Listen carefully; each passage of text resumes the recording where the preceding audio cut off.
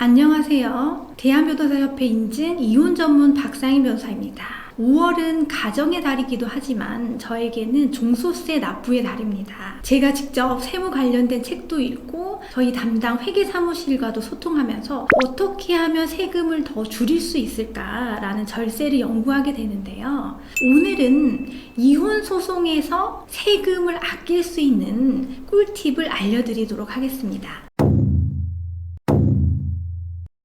그 방법에 관해서는 재판을 통해 이혼하는 경우와 협의로 이혼하는 경우 이렇게 두 가지로 나누어서 설명드리도록 하겠습니다. 먼저 이혼 소송을 하는 경우를 말씀드리겠습니다. 이혼 소송에서 꽃은 바로 재산 분할입니다. 왜냐하면 위자료 같은 경우에는 많아봤자 3천만 원을 넘기기가 어렵습니다. 그러면 결국에는 재산 분할로 부동산, 특히 아파트를 어떻게 취득하느냐, 이것이 보통 관건이 되는데, 예를 들어서 설명드리겠습니다. 남편 명의로 된 아파트 하나가 있다. 그런데 이혼하고 나서 내가 아이들을 데리고 아이들 초등학교, 중학교, 고등학교 문제 때문에 이 아파트에서 계속 살아야만 한다. 이럴 때는 아파트를 재산 분할로 취득하게 되는데, 판결문에 남편은 아내에게 땡땡 아파트에 관해서 재산 분할을 원인으로 소유권 이전 등기를 격려하라 라는 문구가 기재가 되면 세금에서 두 가지 혜택을 얻을 수가 있습니다. 첫 번째는 양도소득세, 증여세를 아예 안 내도 됩니다. 왜냐하면 이것은 부부 공동 소유였는데 단순히 명의만 남편 앞으로 되어 있었을 뿐이고, 이혼을 하면서 원래 내 거를 다시 내 걸로 가지고 오는 그런 과정이기 때문입니다. 그래서 양도소득세도 0원, 증여세도 0원입니다. 두 번째로는 취등록세가 할인됩니다. 구체적인 세율 다시 한번 확인해 보셔야겠지만 통상적으로는 3.5%의 취득세를 냅니다.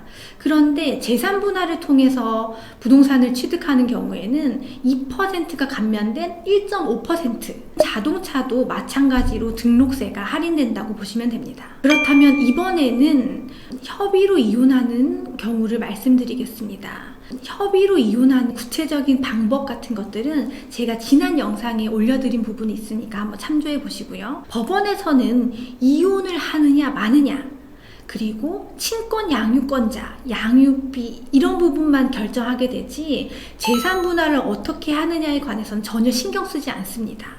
그러다 보니까 협의 이혼을 할 경우에는 재산 분할에 관해서 별도로 변호사를 통해서 이혼 합의서를 작성하시는 게 좋은데요.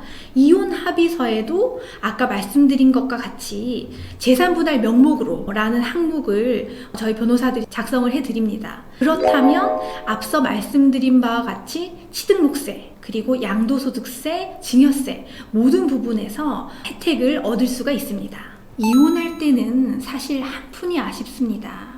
그런데 오늘 말씀드린 것과 같은 절세하는 방법을 잘 모르셔서 피 같은 돈, 특히 이제 협의 이혼을 하시면서 증여를 받아버리는, 그럼 증여세는 납부를 하셔야 되거든요.